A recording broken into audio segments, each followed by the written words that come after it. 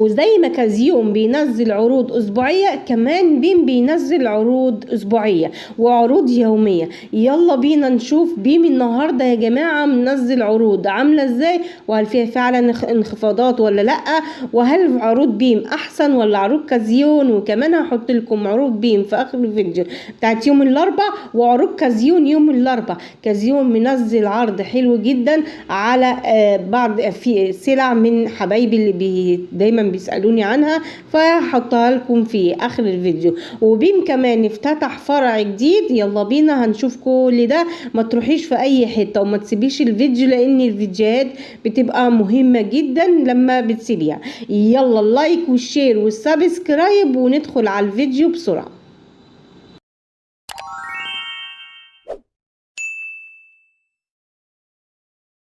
يلا نسمي ونصلي على رسول الله عليه أفضل الصلاة والسلام. يا رسول الله، دعوة حلوة لأخواتنا في فلسطين وجميع الدول العربية، وما تنسونيش في دعوة حلوة منكم كده، ولكم بالمثل وأكثر بإذن الله. أول حاجة بيم عنده عرض على الملكة، والملكة اللي هي 400 عاملة 13 جنيه.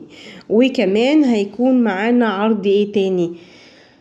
هيكون معانا عرض على رز بريمو، ورز بريمو هيكون عامل 22 جنيه بدل من 27 جنيه الكيلو اهو. كمان هيكون معانا الباشا لوبيا. الباشا لوبيا نص كيلو ب33 جنيه. وكمان في ذرة الفشار ب25 جنيه النص كيلو، والفاصوليا البيضة ب35 جنيه النص كيلو. وكمان هيكون معانا الدمياطي رز 5 كيلو ب155 بدل من 180 جنيه، يعني عليه انخفاض حوالي 25 جنيه. لا إله إلا الله سيدنا محمد رسول الله. بصوا ميزة ده كان عليه عرض النهاردة ب21 جنيه، بس أنا طبعا حبيت أنزل لكم لأن العروض دي معانا لحد يوم الاثنين يا جماعة. العروض دي معانا لحد يوم الاثنين 8 ديسمبر. هندخل على الزيت كده وعروض الزيت. يلا نشوف عروض، هل في فعلا عروض زيت ولا لأ، وهقول لكم هل في فعلا عروض سمنة ولا لأ في بيم. فيا ريت تستفيدي باي كلمه بتتقال في الفيديو ده، عشان بجد هتنفعك الايام الجايه. هيكون في زيت عافيه الذره 700 مللي عامل 80 جنيه، وده عرض. ايوه العرض، لاني هقول لكم في اخر الفيديو ليه الزيت وصل لحد كده يعني.